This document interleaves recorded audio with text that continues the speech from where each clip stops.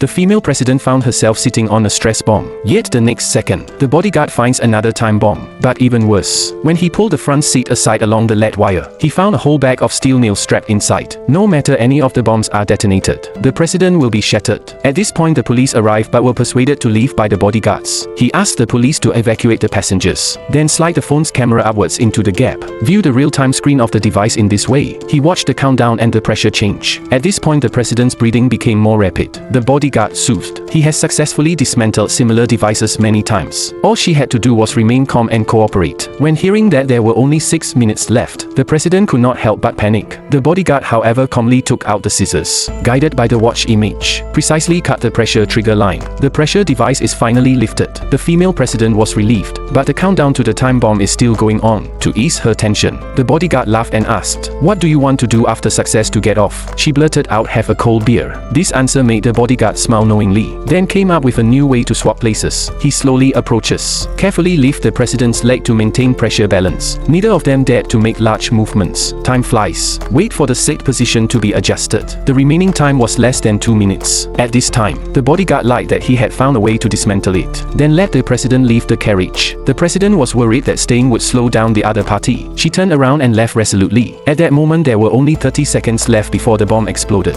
The bodyguard looked around the room in an unusually calm manner. He knew that leaving his seat would trigger the explosion, but the countdown to 0 would also be difficult to escape. Then an idea struck. Grab the luggage rack 1 second before the countdown returns to 0, using the iron frame as a shield against the shockwave of the explosion. Seeing the bomb explode on time, the president thought Xavier had been killed. But the next second, the bodyguard, who was covered in wounds, struggled to stand up. This moment, she felt extremely fortunate.